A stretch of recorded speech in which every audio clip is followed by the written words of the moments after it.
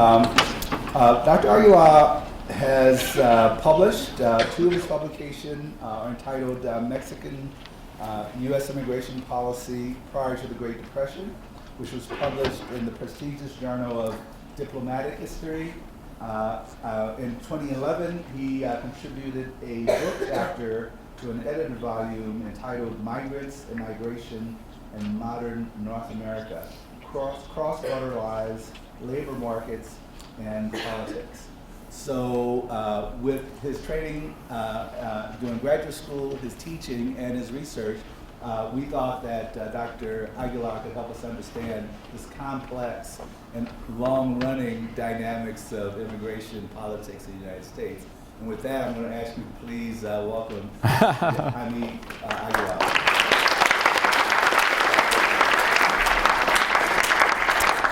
Well, thank you everyone for having me. Is that voice thing working? Is that okay? So my name is Jaime Aguila. I thank you, Claude, for it's been a wonderful, wonderful visit so far. I arrived yesterday. Food's been really good, which is #1 priority when you're traveling. And by the way, you have a beautiful campus. I miss all the brick. I used to, as Dr. Bice knows from being from West Texas, the brick is just awesome. It's just beautiful. And sincerity, I come from a very ugly campus, Arizona State University. If you've ever been there, it's just a mishmash of who knows what. But anyway, enough complaining about my former boss. So my name is Jaime Aguila. To give you a little more background, my parents were undocumented immigrants or illegal immigrants. Back in the day in Texas, they'd be called wetbacks. They're legal. My dad's a legal resident and mom's a citizen, so you don't have to call anybody. You won't get the $50 for turning them in. So we're beyond that. And so I myself was a farm worker for many years before going to college. And so that's my personal background. Initially, I was going to teach Western civilizations at a community college. I really love ancient European history, ancient Greek and ancient Roman history. And in fact, this summer I'm going to spend 6 weeks backpacking through Europe. I've never been to Europe, so I'm very excited about that. So I don't know what your travel plans are. If they're better than mine, more power to you. And so, but I was asked to talk about immigration and ethnicity. And first, it's important to understand that there's no easy solutions, there's just no easy answers. I bet we couldn't even identify what the problem was if we really had a serious discussion and where we honestly listened to, say if I chose 20 people out of this room and we had a discussion and let's write down what the problem is, we might not even be able to agree on terminology. And so I think it's important to start there as far as what's going on. And I, as a historian, as a professional historian, I don't believe that history repeats itself by any means. History cannot predict the future. It can tell us how dumb we've been in the past, and it can help us understand where we're going to make better decisions. But again, and my job as a historian is to demonstrate my value, and besides putting some of you to sleep over the course of this next hour, I don't know what other job skills I have besides problematizing issues such as immigration. So here's just some examples of oversimplification of the debate, and these are issues you hear. Even today, and if you were looking at newscasts from 40 years ago, 50 years ago, you would hear similar accusations, similar arguments, similar justifications for why you and I believe in a certain way. Illegal is illegal. It assumes that immigration is a logical process. Poverty, escaping war, wanting a better life for your family, for yourself, those are logical, and it may be beyond logical, maybe biological. And so the movement of people from one place to another in search of whatever that individual person or that community deems is better for their way of life, that is a process that cannot be controlled. We can regulate it, potentially regulate it for the betterment of our way of life, however you want to define who we are, however you want to define what society is, and then we can go from there.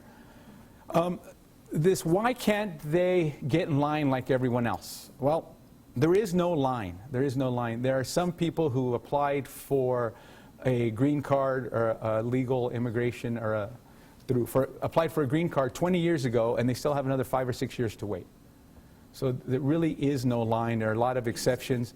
There is a cap. I think right now the cap on how many immigrants can legally enter the United States the cap is, I think, 700,000 per year.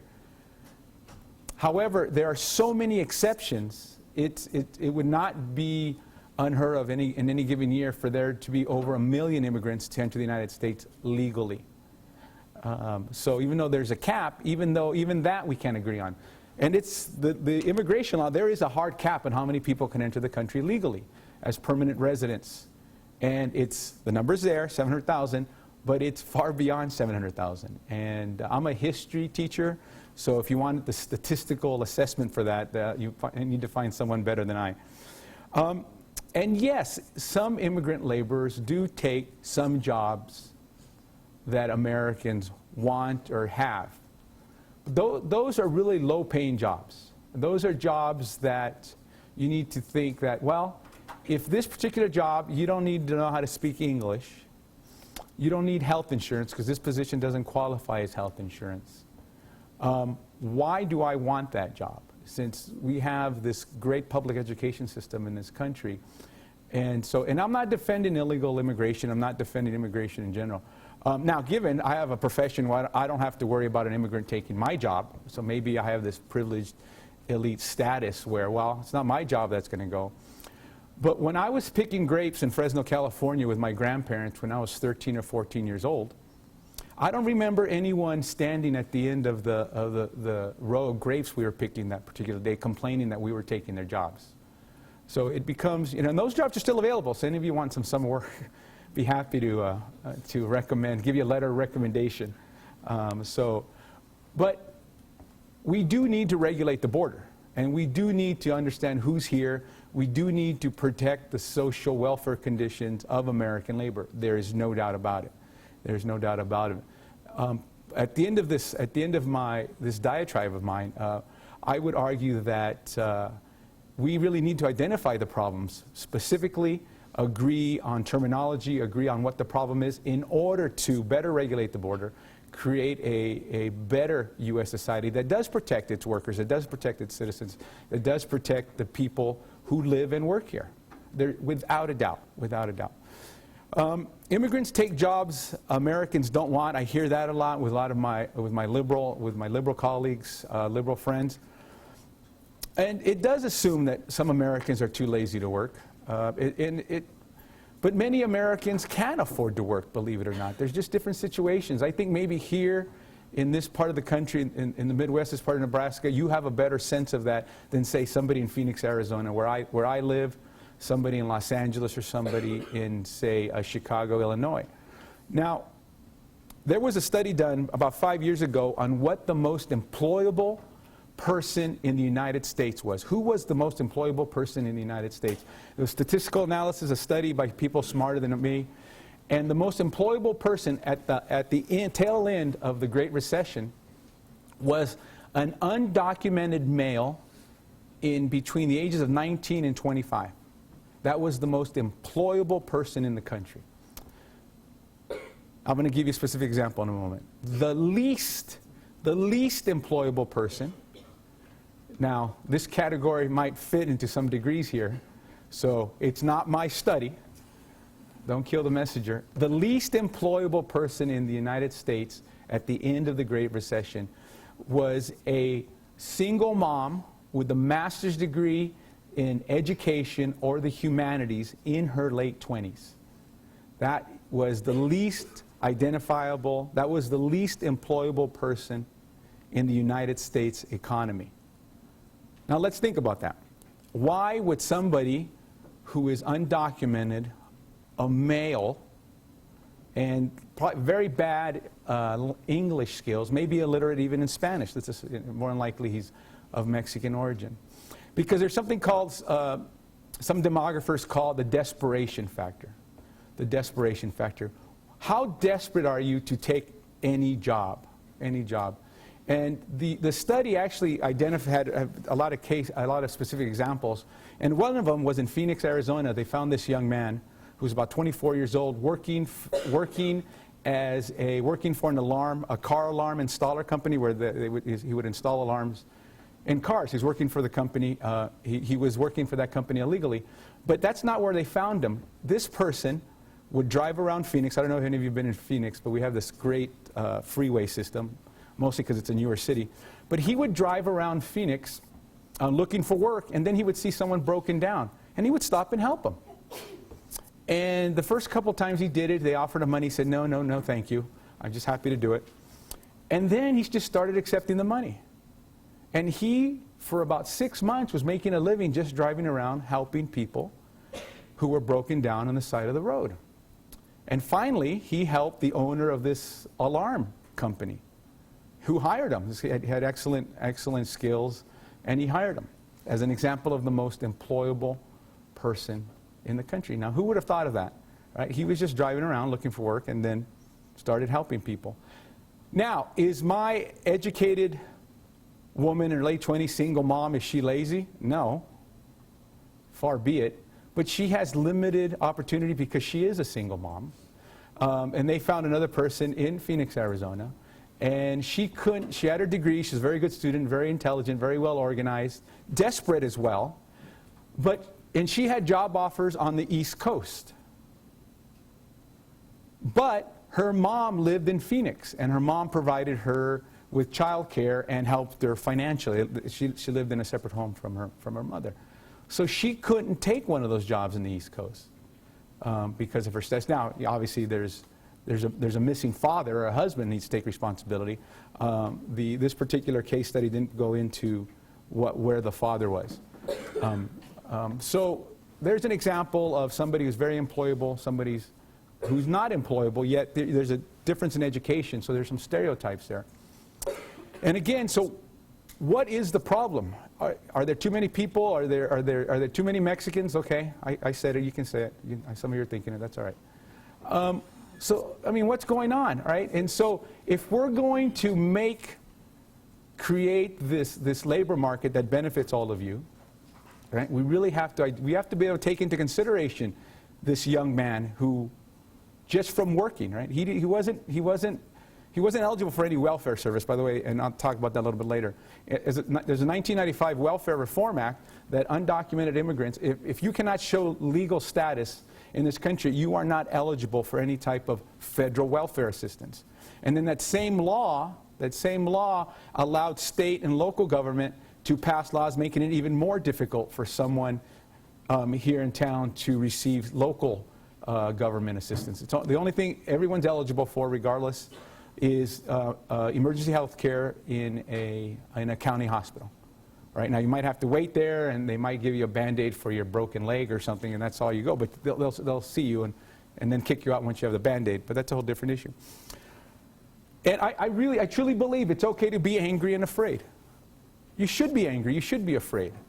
You should also be willing to have a rational discussion and become better informed and be willing to listen to someone else, someone with a different point of view. But I completely understand being afraid of what you don't understand or what you identify as, hindering you from obtaining, however you define, what's best for myself and my family, without a doubt. And should you be angry? In my house, if you weren't yelling, when I grew up, you weren't saying anything relevant. So I'm fine with anger, but it has to be positive and constructive. And the open borders versus the fence myth. Nobody's arguing for an open border. That is not a discussion that is a rational or even a potential public policy option. So a lot of pro-immigrant rights groups, oh, you're an open borders group. No, there's not. And you hear the certain presidential candidate arguing for the fence, that it's not going to happen. It's not going to be built. And I'm going to give you some statistics of why it's not financially feasible, and they don't work. The oversimplification, if you build a 20-foot fence, a Mexican will come up with a 21-foot ladder. It's kind of true. I mean, from a metaphoric standpoint. Right? And then there's the whole tunnel situation. So anyway, so we'll go forward. And here's something else. Here is one of my core beliefs as an immigration scholar. Immigration is not the problem. It's not. Does it make certain issues worse, certain concerns of ours worse? Without a doubt. Without a doubt. Does it demonstrate what's really important? Yes. Yes. Education reform. the perception that our public education system is failing is not the fault of undocumented immigrants. Now, are there overcrowding areas in certain schools? Without a doubt, without a doubt. But your education is going to cost 10, 15, 20 times more than my education. And that's wrong. The policymakers who are raising your tuition benefited from a college education, from a university education, that wouldn't surprise me if it was at least 50% less than what you're paying for. That's not the undocumented immigrant's fault that your education is costing more. Right? There's a bigger issue there going on. Now, the average cost I just read the statistic, something to the point of it costs about $12,000 or $15,000 to educate a student in the state of Nebraska, public school from K through 12. About $12,000, $15,000 a year when you take into cost insurance, cost of textbooks, teacher salary. And so, all right, so if we have 500 undocumented immigrants, whatever 500 times $15,000 is, thank you, is, but that's not, it's not a net. It's not just a negative because they pay taxes, there's the labor, they provide for whatever services. So it becomes more complicated than that. All right? But again, the 500 students, and many of them are, statistically speaking, the majority would be U.S. citizens, right? That term anchor baby, which is so popular nowadays. I like to call U.S. citizens, but that's, there's an issue of terminology. But calling someone an anchor baby isn't going to solve the scandalous amount of tuition you're paying for. And I honestly believe that. I hope there's not a congressperson here going to yell at me afterwards. But, public education shouldn't cost that much. That's not the immigrant's fault. And by the way, this perception of a failing education system, even I have my doubts on that. There's a book by, the book's called Reign of Error. It's really an assessment of our public school education system, and it demonstrates statistics from the Department of Education that the performance by the average American student actually has gone up in the last 20 years. Right? And I live in a state where there's huge charter school movement and homeschooling movement that adds a whole different dimension to public schools. But again, then we're afraid of the drug cartels. Now, when I was your age, there was a show called Miami Vice. That was an awesome show. It was outstanding. They were really bad dressed. I would never admit. I don't think there's any pictures of me dressing the way Tubbs and Crockett dressed. But that was about the very serious cocaine and marijuana drug trafficking trade from Colombia. And it was real. It's based on, it was real. There's a great Netflix show now called Narco about the Pablo Escobar. And so that's when the war on drugs, at least its modern version, took into effect with our State Department and now the Department of Homeland Security. We're fighting this war on drugs. And they spent a lot of money on fighting the narco gangs in Colombia. Billions of dollars. Billions of dollars. Some of those dollars could have used to help you pay your tuition. My tuition back then. They didn't do anything. Now, the drug trafficking in Colombia is greatly reduced. I mean, we killed Pablo Escobar's dead. The drug gangs, for the narco gangs, for the most part, are gone. But they didn't disappear. They migrated to Mexico. I'm sorry, to Mexico. They migrated to Mexico. It's the same organization, the same product. And now we're fighting these drug wars in Mexico. And so what's changed? Now we're spending billions of dollars. I'll show you some statistics. We're spending billions of dollars on fighting these Mexican drug cartels. Right? It's not going to solve anything. We get good TV. I'm American. I love violence. I want, you show me anything about drug gangs, I'm there. I'm going to watch it. But the war on drugs, the billions of dollars, Americans rarely argue against, become upset when we're spending money on fighting drug cartels. Right? But those policies aren't going to stop America's addiction problem. They're not going to reduce the amount of people on crack, because crack is actually created here. It's a domestic product. 50% of the marijuana sold in this country, bought in this country, is created in 3 states: Texas, Kentucky, and California. California wanted to legalize marijuana, right? Not beyond the medical marijuana card. It lost. Marijuana was not legalized in California. The biggest groups funding the anti-legalization campaign in California to legalize marijuana were the marijuana growers in Northern California. Why is that? Because the prices would have dropped. The prices would have dropped. So, you know, who's responsible for the drug violence in Mexico? I'm not, you know, if you smoke pot, if your age group, you know someone who's one person removed from a drug dealer, every one of you. Every one of you is one person. And more than likely, there's a few of you in here. Hey, I'm pro-capitalism. I'm pro-capitalism. Not a problem. Now, you know, when I was your age, I was at home studying. Friday night, I was at home watching Miami Vice, right? I just brought that up. Statistically speaking, there's at least 4 or 5 drug dealers in here. And there's more, actually more. And all of you, and at least 60% of you have smoked the ganj, right? And then the rest of you have a close friend or a family member. If you're really upset about the drug violence in Mexico, turn them in. Turn them in. Call the coppers. Call the popo. But by the way, jail and more cops does not have any impact on reducing addiction. Right now, we could stop all the illegal narcotics from Mexico and Canada from coming to the United States. Listerine sales would go up.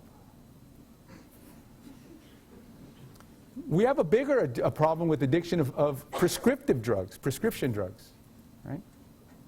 I drink too much coffee. I used to drink too much alcohol, but my wife yells at me. She reduced my allowance. We have an addiction problem. Is that the fault of the illegal immigrant? No, not at all. Well, maybe for Budweiser, we start running them off.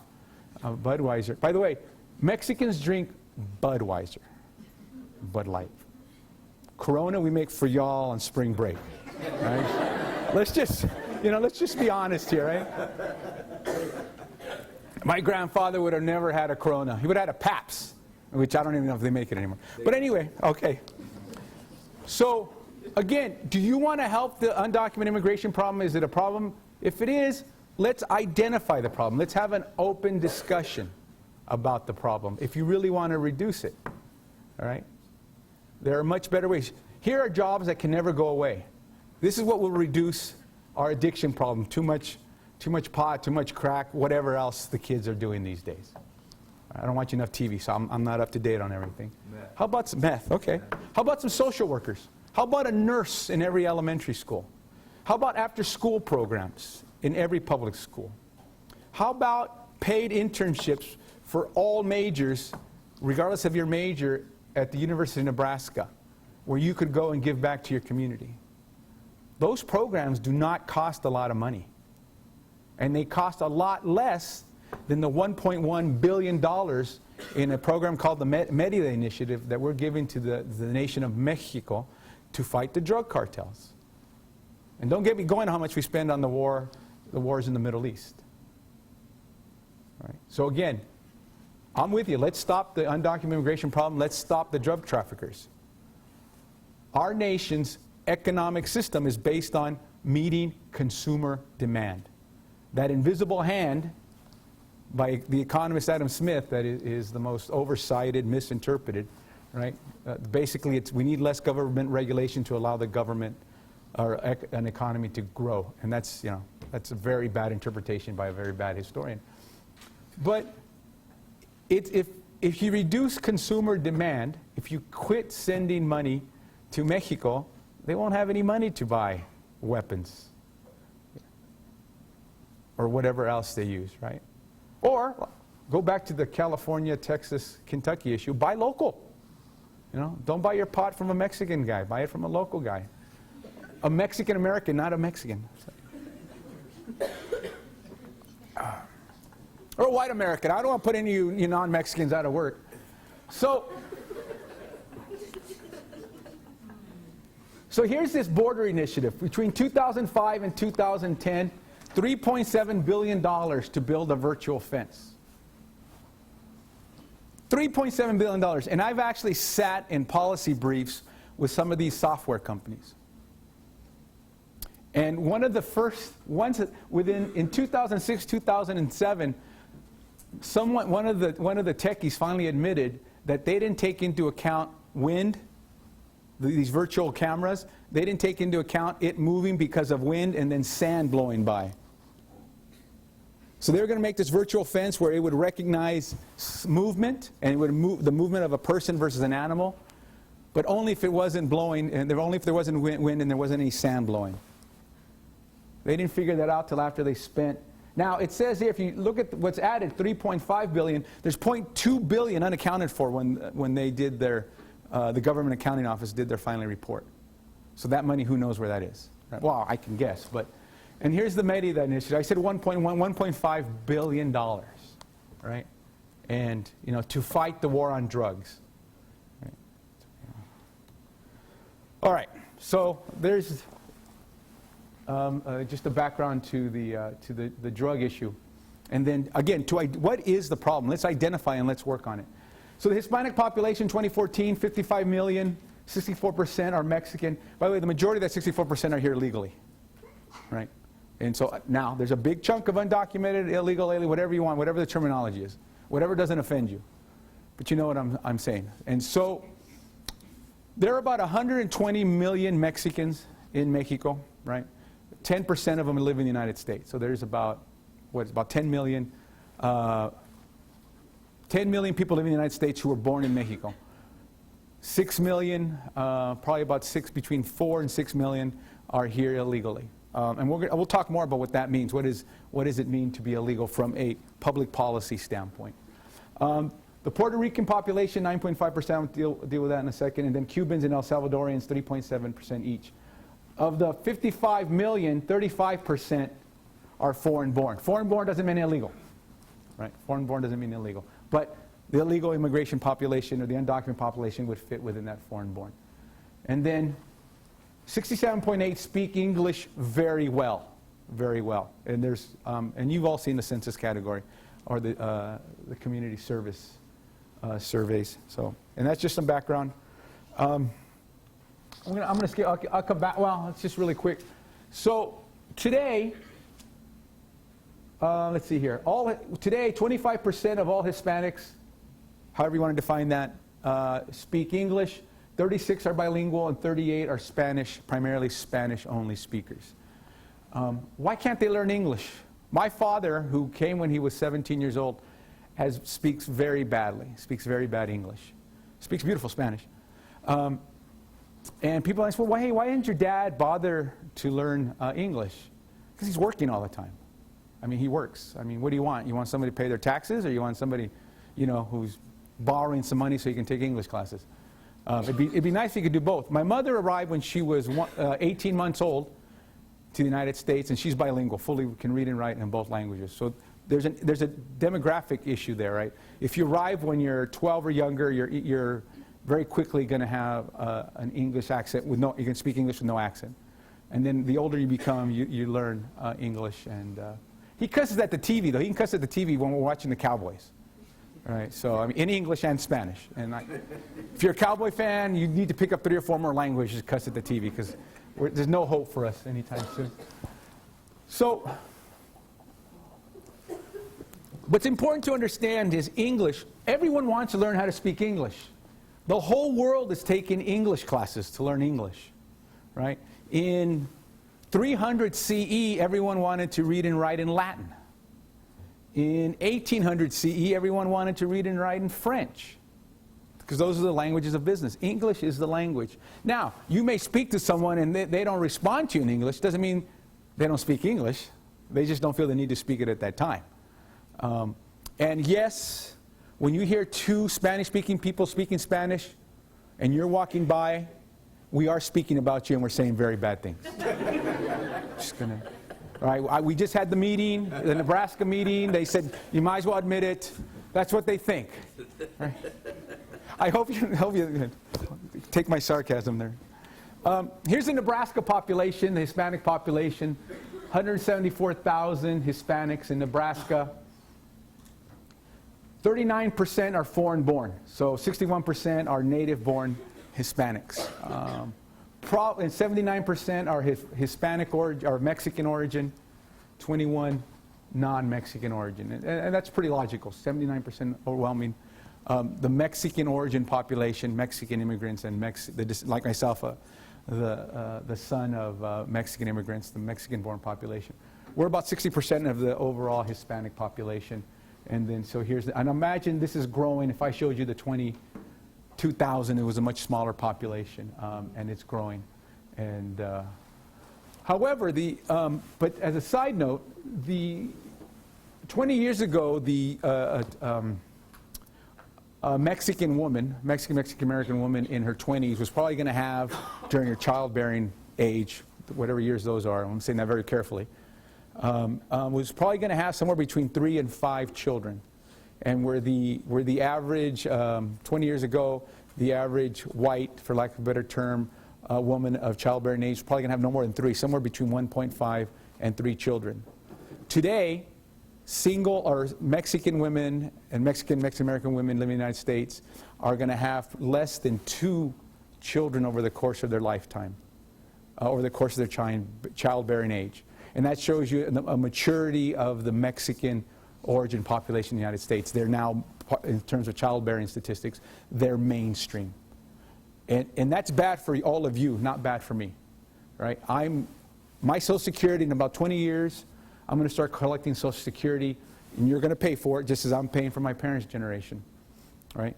We do not have, by the time you're my age, and you're in your mid-40s, by the time you're in your mid-40s, there are not going to be enough workers in the American economy to pay for your Social Security,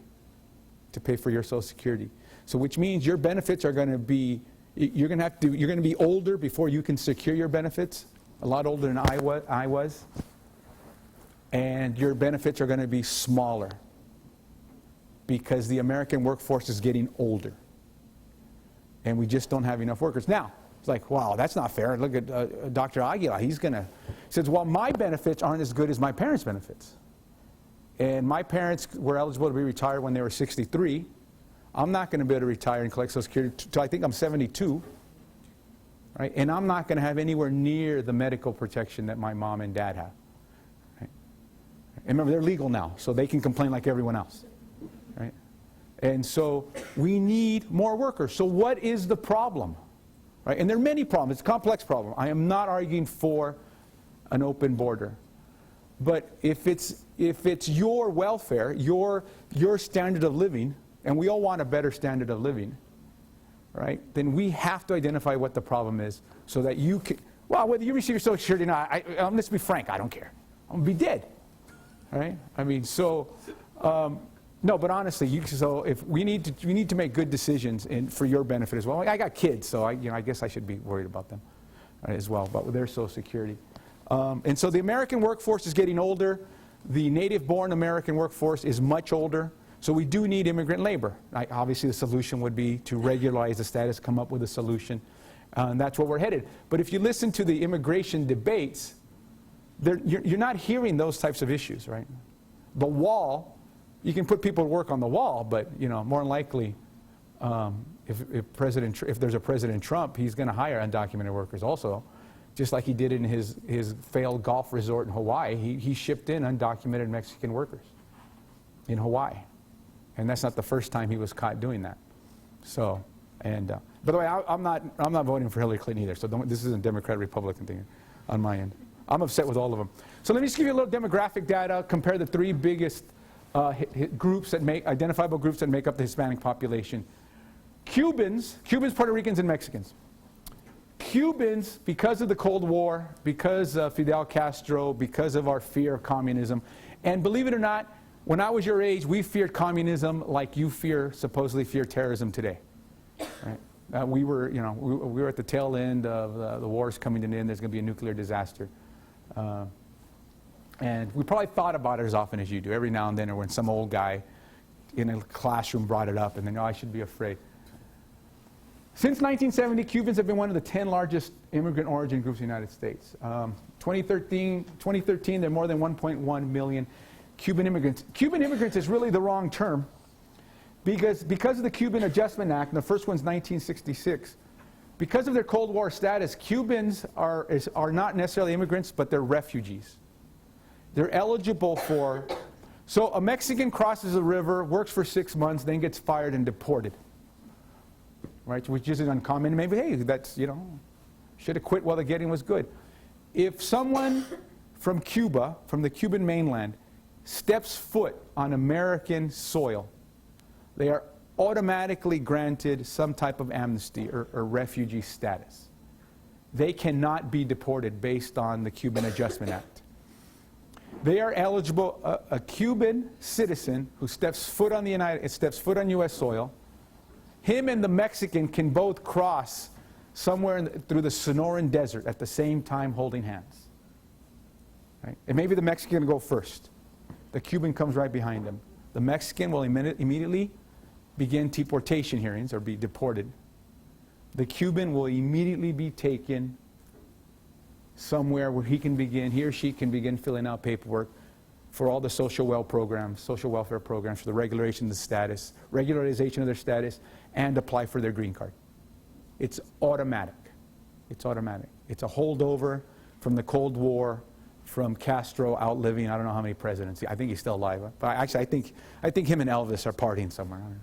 So these are all the different ways where Cuban immigrants obtain every benefit in the world, are eligible for all the benefits of the world, and probably eligible for more benefits than we are as a group here in this class. Unless some of you are Cuban, which, you know, good for you. All right? So again, there's distinct difference. We may all look alike, but we're not treated the same. All right? So, and then, a bunch of information.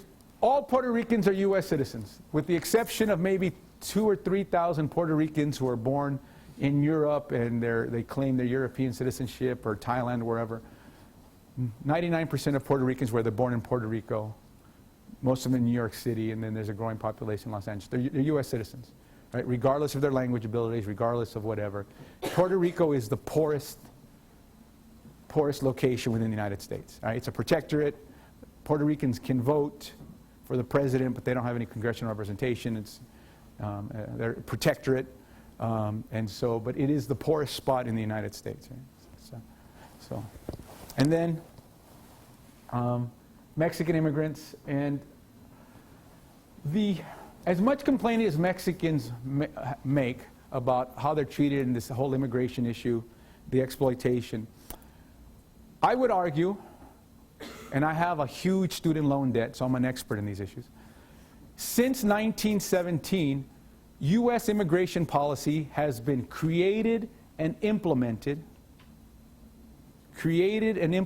to allow American employers to have an unlimited amount or unlimited access to Mexican labor when they need it, and then protect them from prosecution for knowingly hiring undocumented Mexican labor.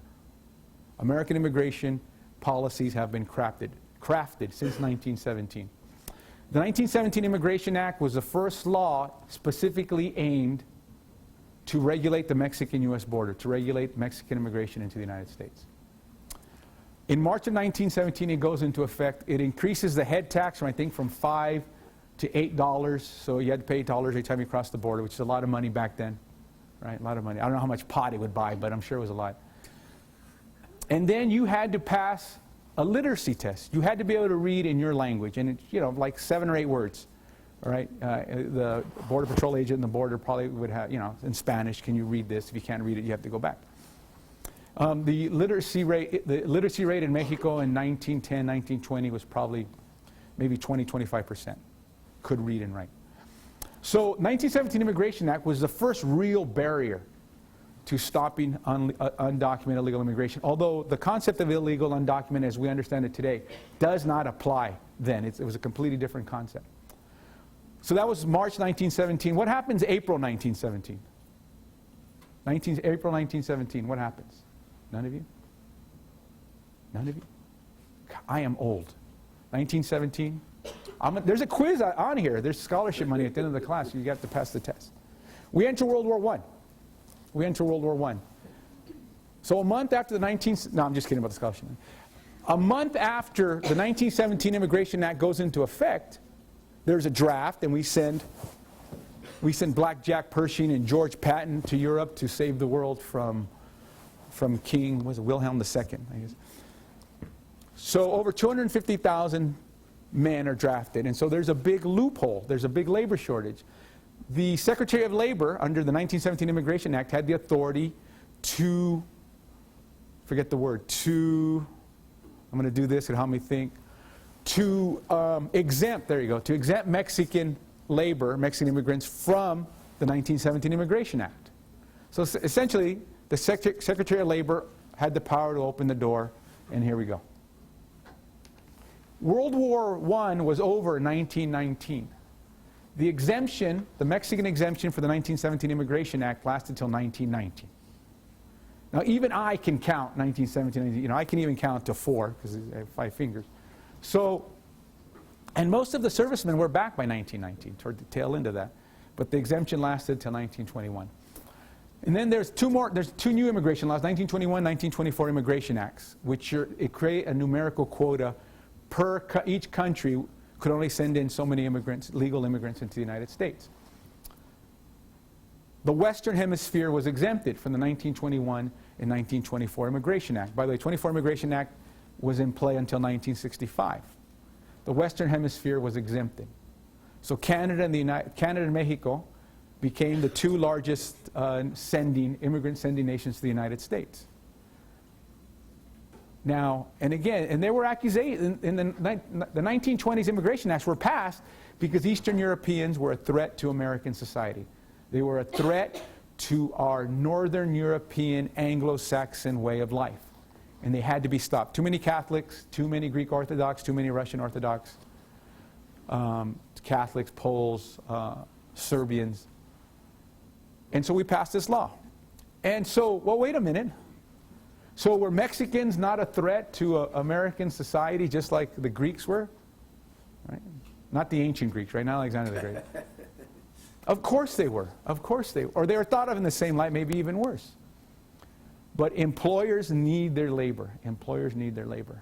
Now, there's this misconception in the 1930s, with the Great Depression, there's this massive deportation campaign that the United States government, the federal government, deports all these Mexicans back to Mexico because of the Great Depression. That's not true. That's not true. Were there deportation campaigns? Yes, but they were locally funded.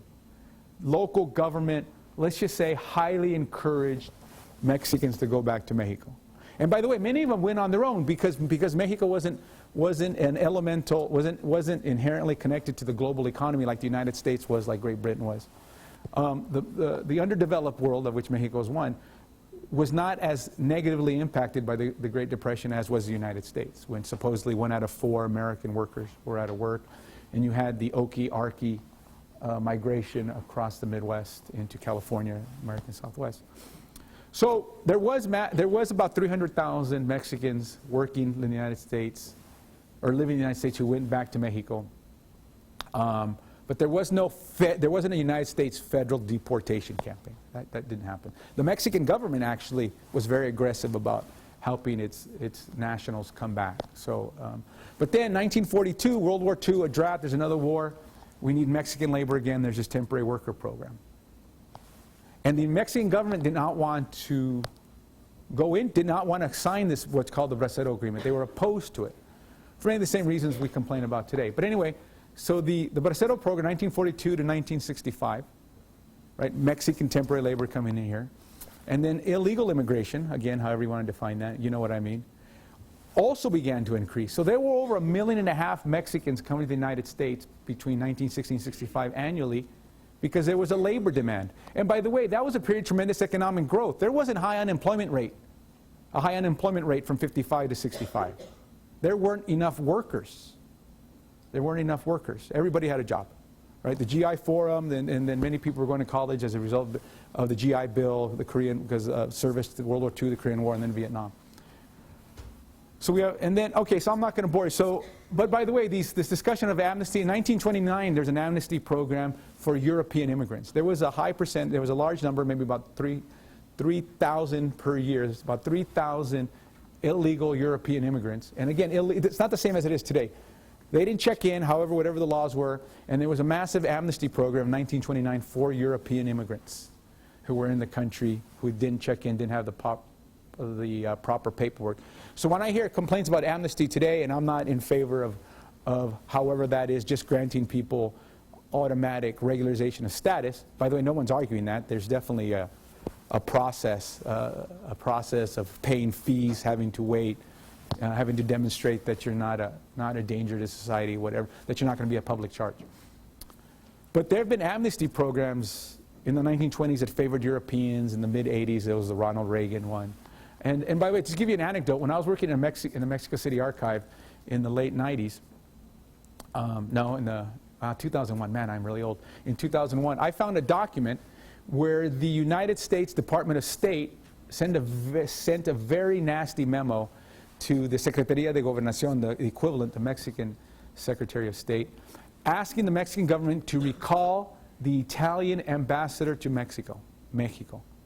The United States State Department wanted the Mexican government to kick out the Italian ambassador to Mexico.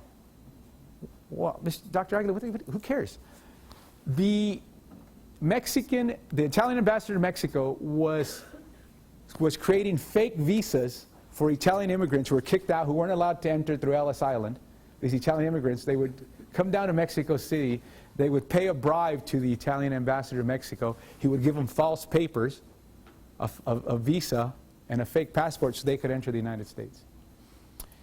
If you've read as many Department of Immigration documents as I have in the 1920s, there are reports in the 1920s for the immigration officials along the border. There's 10 Mexicans just swam by the Rio Grande.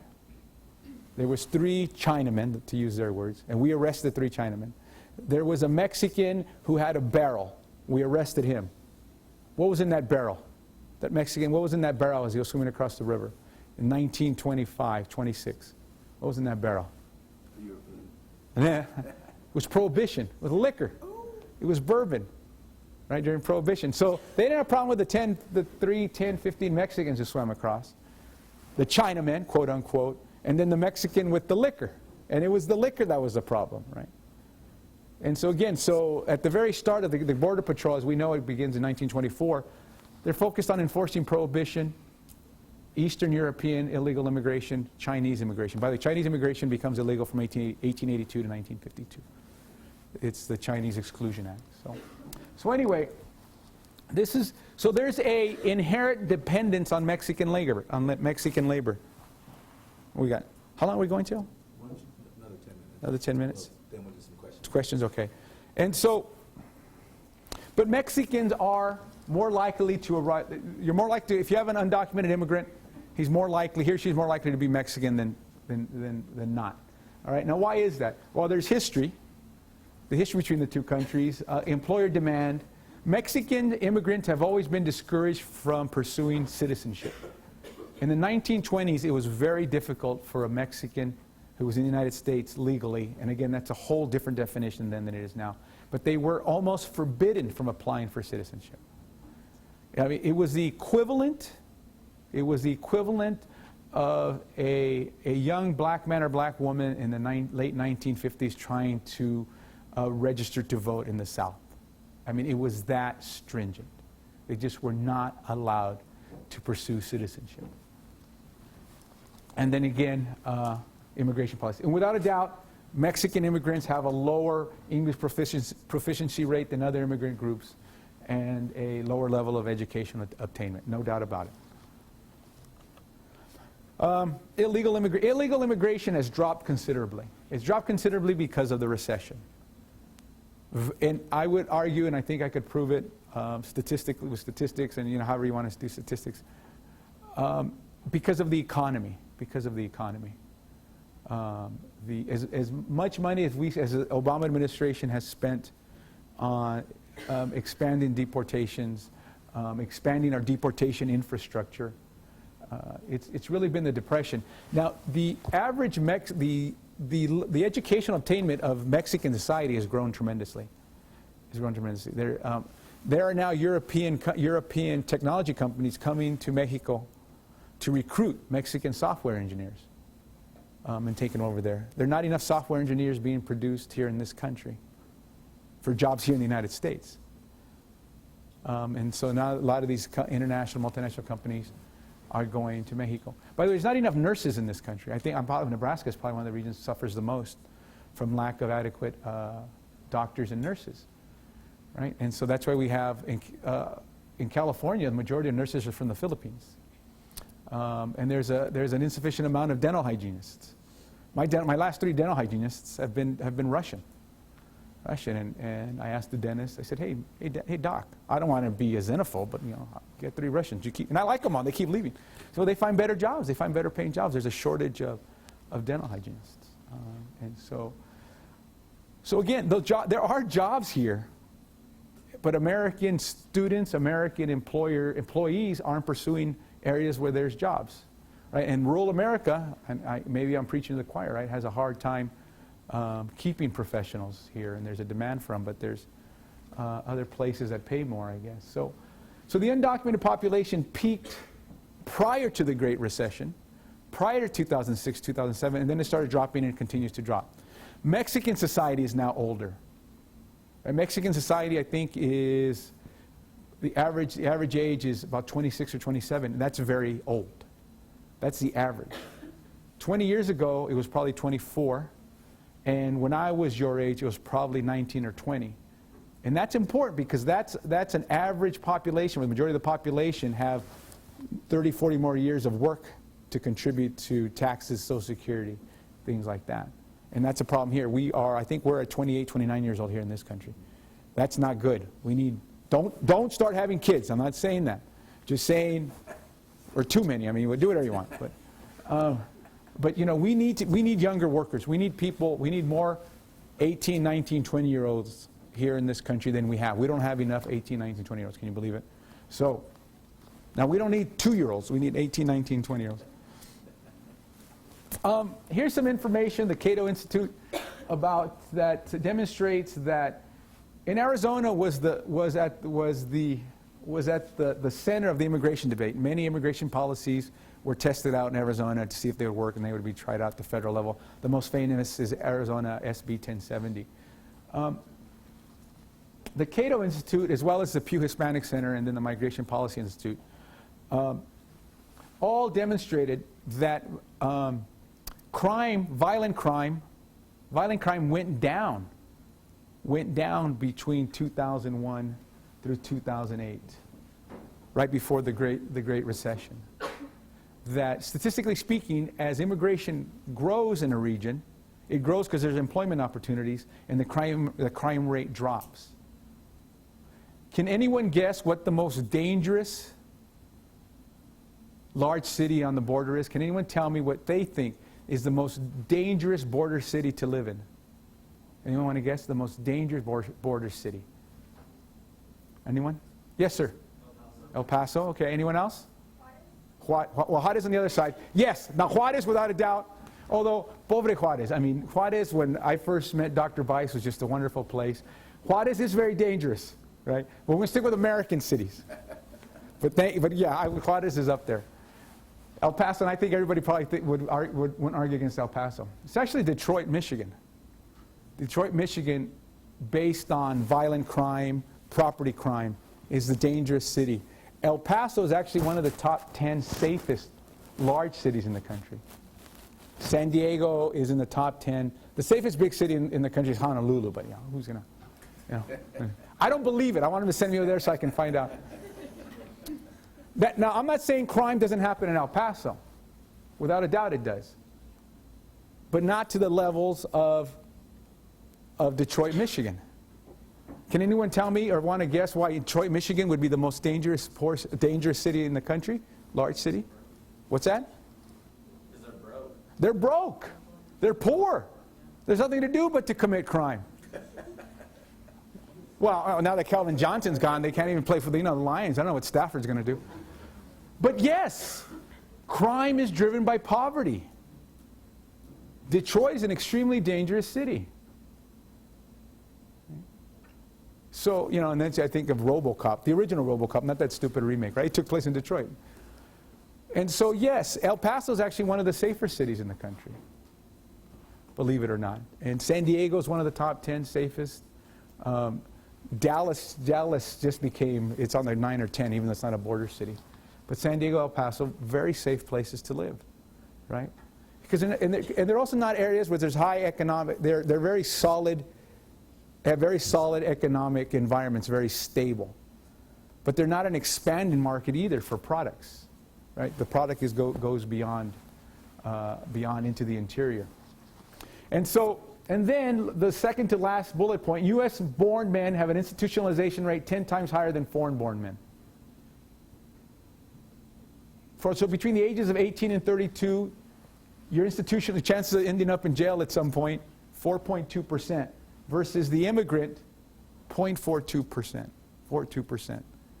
Same age group. And then the 0.42 is probably has a lower education level because they weren't born in this country. And that's not just Mexicans.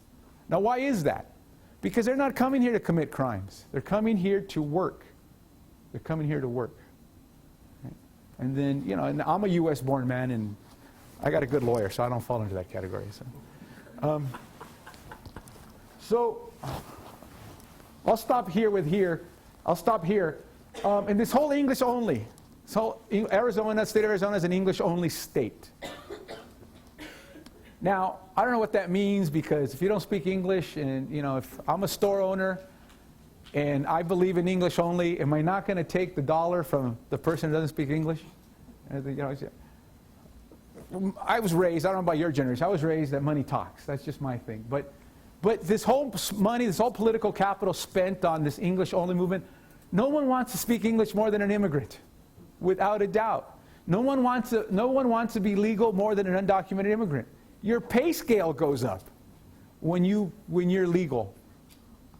But like by the second and third generation, native born, the third row down, natives 56% speak English. Native born, let's see here. Let me back up. No, the foreign born immigrants, 5% speak English, 35% are bilingual, 60% speak Spanish. By the second generation, in the family, the children, 42% speak English, 50% are bilingual, 8% speak Spanish. By the third generation, the Mexican-American Americans, 76 speak English, 23% are bilingual, 1% speak Spanish. It's inevitable. You're an American. Only speaking one language, there's nothing more American than only speaking one language. There you go, by the third generation. I'm the oldest in my family. There's 3 of us. I'm the oldest. I'm bilingual. My sister's Spanish isn't as good as mine. She's sort of bilingual. My youngest brother, he speaks 2 words in Spanish. Just to give you the demographic, as my parents were in the United States longer, right? Just within my family, if I'm the first generation child, my sister's second generation, my Spanish proficiency is much higher than my sister's, the middle child. And then my brother, you should hear my brother and my father yelling at each other. My dad's cussing him out in Spanish. My brother in English is it's not my fault, but they figure it out. All right, I'm going to stop there. I hope I didn't bore you too much. Thank you.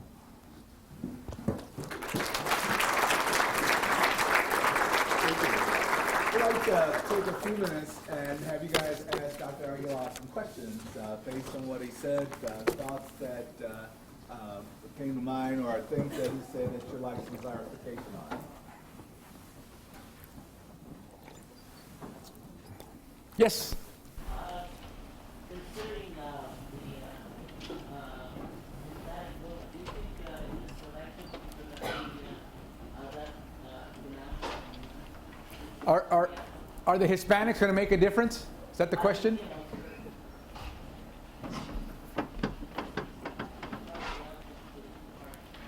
I have my doubts. Only because typically, it depends how you define Hispanic, but certainly Mexican American voters traditionally have a low turnout rate. George W. Bush received 35% of the Mexican vote, and he won. That was enough to turn the tide. But Mexicans, you know, the sleeping giant, we're frequently described. We're the sleeping giant as soon as enough of us register to vote, as soon as enough of us can vote. But we've been taking credit for elections since the Kennedy election, 1960. I mean, the Viva Kennedy clubs took credit. The African Americans in the American South took credit for Kennedy. The Italians and the Irish in the New England area took credit for Kennedy. I just have my doubts. And for one, because I think one of the things we forget is that Mexican Americans or Mexican voters have the same concerns as all other voters.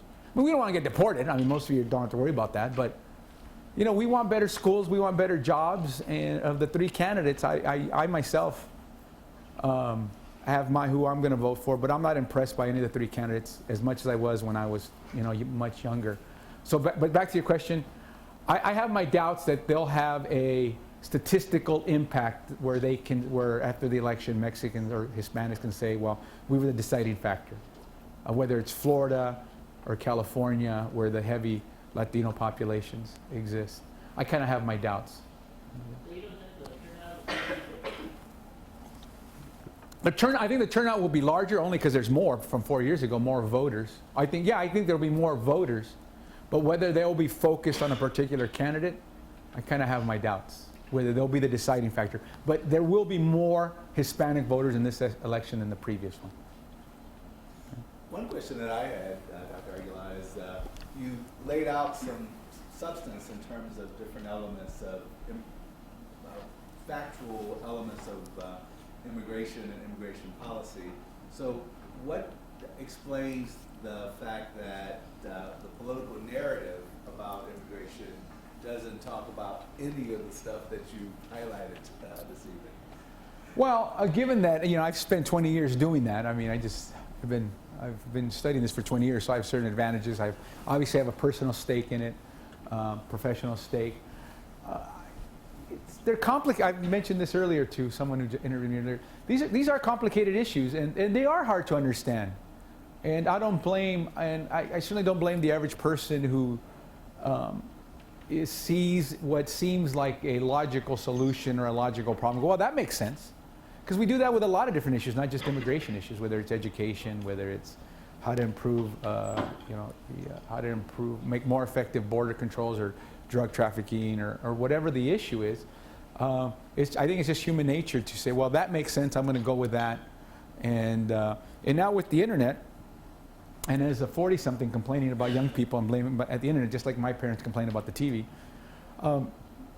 studies demonstrate that when people think they're doing research on the internet, they tend to only use sources that support their preconceived notion. And so, and that's human nature. That's, and those, so, well, this website says this, right?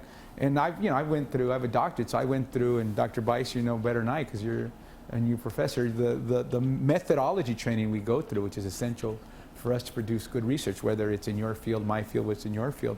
I mean, we take multiple classes on how to do research, and we can make fun of when someone says, well, I found these sites, they support my opinion. So I think that's part of that as well. So build a wall is more simple Yeah. than Build the wall. having a scientific discussion about how to It's worked for 100 years. Okay. I'm not, I can't apologize for it. I disagree with it, but I think I understand it, which maybe is bad. Right? Other questions from you guys? How does letting people that came here illegally help the middle class? And also, why won't Arizona crack down on illegal immigration? That wages for blue-collar workers in construction and other fields went up, and welfare went down. Okay, let's go with your first question. Would you repeat it, please? Yeah, I said, how did letting people that came here illegally help the middle class? How does it help the middle class? Well, I don't know if it would help the middle class, but I don't know if it would necessarily hurt the middle class either. I think what is the role of illegal immigration within a certain region, within the economy?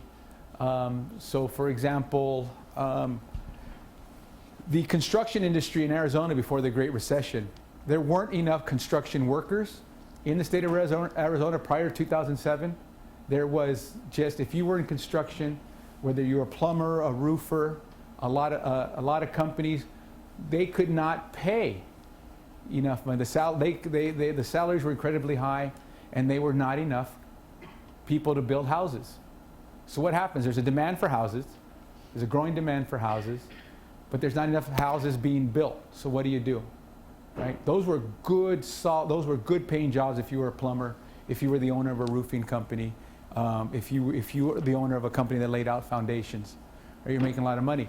So if I'm the owner of one of those concrete, laying out concrete, that's probably upper middle class. I own that company, even though I'm busting hump getting out there. I have to work there every day, get out there 4 in the morning at a work site. But in order for my company to exist, to meet demand, I need to hire workers. And if I have citizens, people who are legal residents, citizens, they're going to get a pretty high salary, but I still need workers. What am I going to do? What did the Arizona construction industry do? It aggressively recruited undocumented Mexican labor to fill those jobs. So in that case, how does it help the middle class? It provided housing, the profits from those companies, from those employers. It maintained their lifestyle. And then once there were no more jobs, those people left. Now, did some people stay, and were they on government assistance? Yes, but not as much as we think. Not anywhere not as much as we think. And I'm not justifying it, but the fact of the matter is, many of those people self-deported. They went to a different region for work. So in that case, within the case of Arizona, houses. The middle class was paid for houses. And then, I don't know if you've ever been to Arizona. I mean, there's not enough land for as many houses that are being built. I mean, and there's whole neighborhoods that since the recession haven't recovered. They're just empty. They're just empty. And they're just waiting. And they're still building houses now that we're recovering. But there's entire new neighborhoods. Nobody's living there, but they're building houses.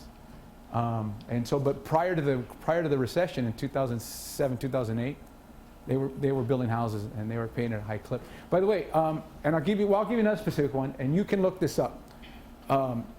The undocumented labor in this country pays over $10 billion, and over the last 5 years has paid over $10 billion into personal income tax that they cannot collect.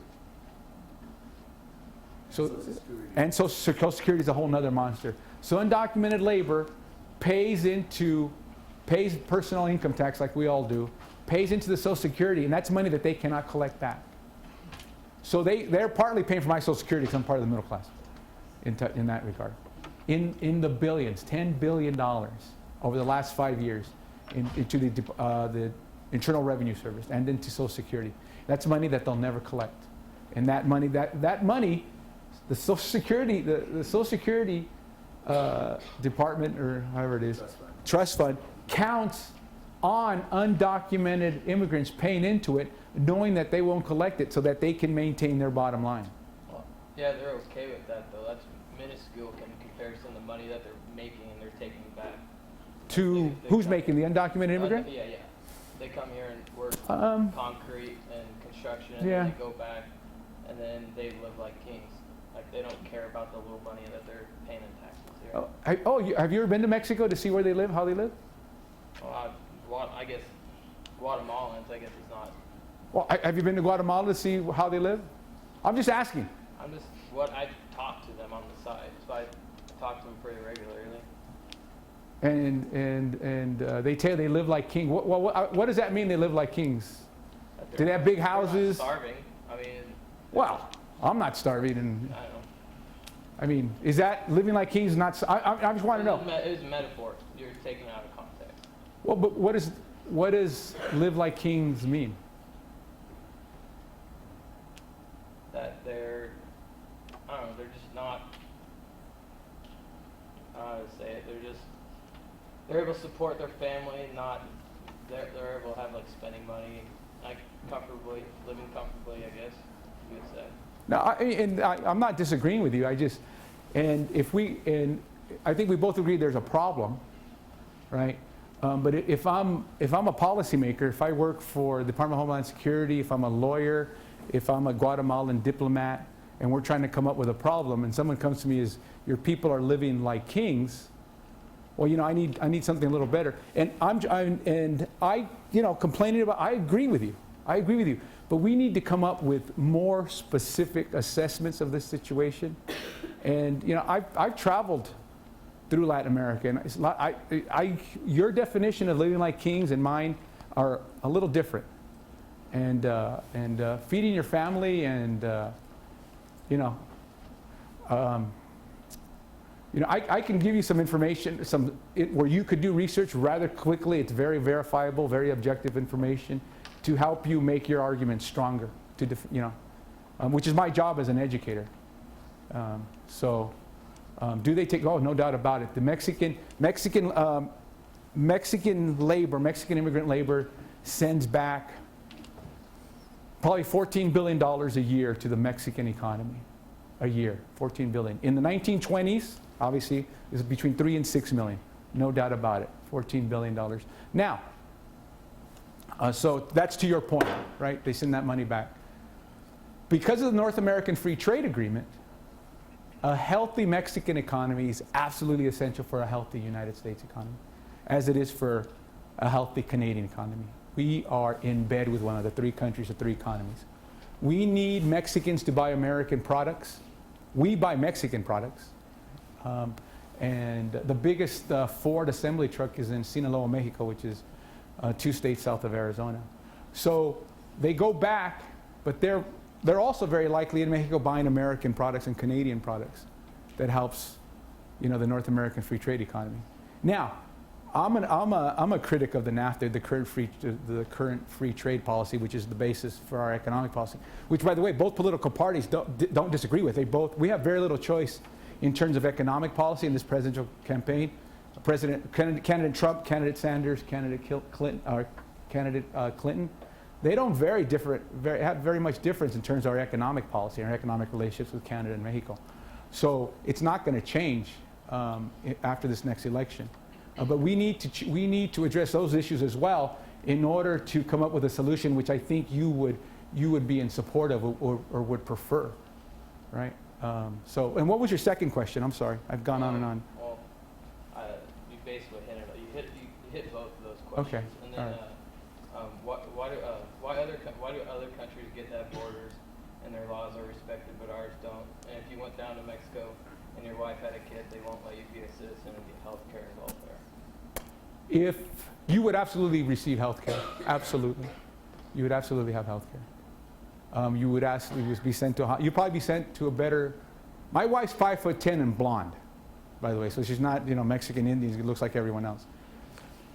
If my wife was pregnant in middle of nowhere Mexico, she would probably be sent to a better hospital than your average Mexican peasant, and she would receive full medical care, and she might not even receive a bill afterwards for it. So I disagree with that assessment, and there are actually many illegal Americans in the United States, in Mexico, and they're retirees receiving their Social Security checks. There are a lot of Americans living in Mexico who, and again, it's the whole issue of how you define illegal. They didn't go in through the regular measures like they were supposed to, right? But because they're spending a lot of money in Mexico, especially in Baja, and then around the Sierra Cortez, Sonora, Sinaloa, and this Baja California, there are a lot of American retirees there living there, who aren't there. They didn't follow Mexican immigration laws to get there. Now, let's be honest. Mexican laws are flexible at best sometimes, right? And it's to the benefit of the Mexican economy to allow these American retirees to live there and buy property, without a doubt, right? It benefits the Mexican economy.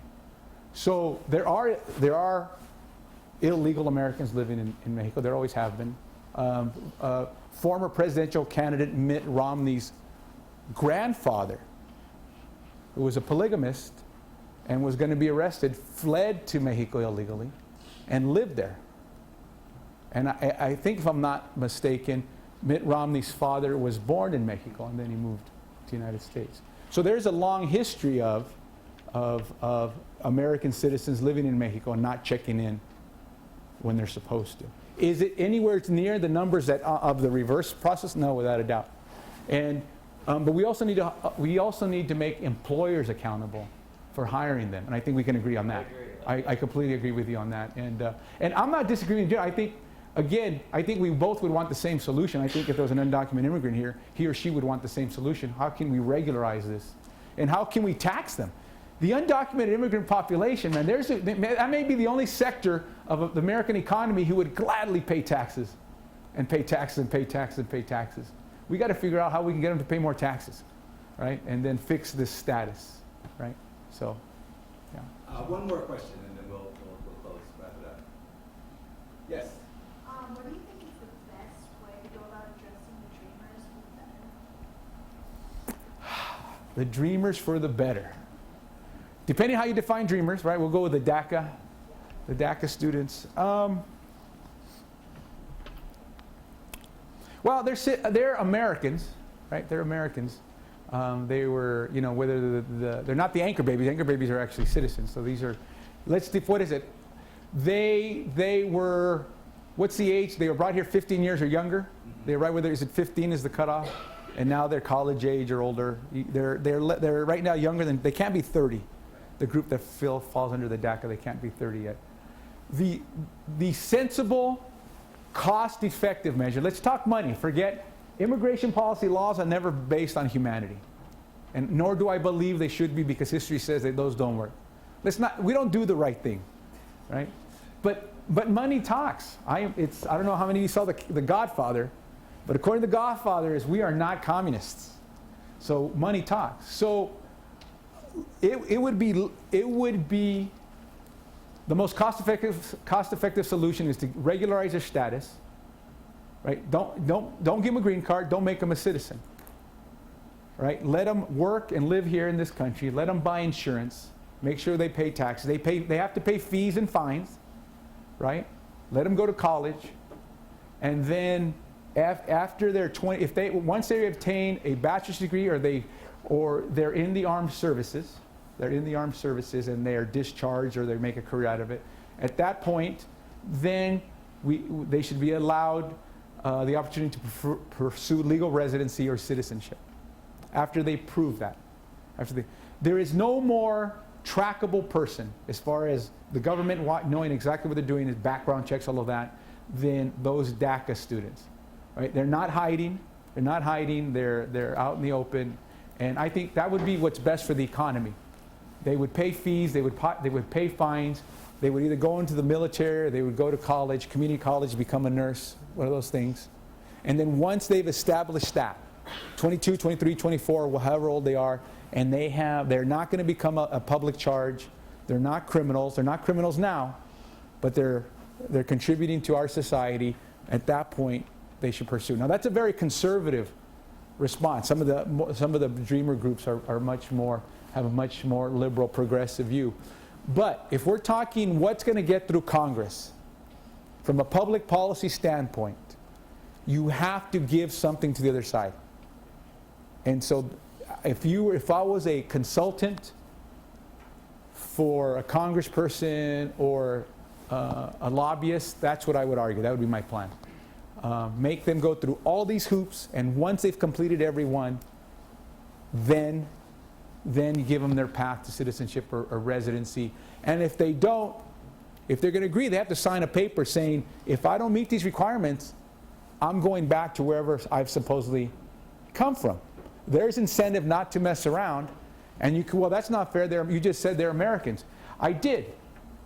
But this is a political climate. And that, let's say it's let's say you follow my bad advice, right? And 8 years later, they fail to meet all those requirements, and they sign the document saying they're going to go back to Guatemala, to Mexico, whatever. That's 8 years to prepare to go back.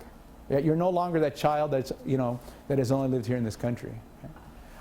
That's something that's very conservative, but I think that's the only thing that'll pass. That has the best chance of passing. Yeah. Anyway. Well, please again help me thank Dr. Aguila for.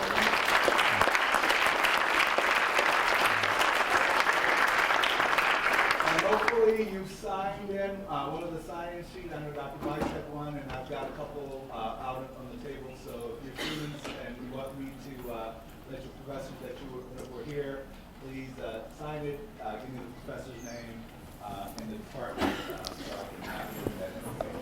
Of course, my students are doing a little paper for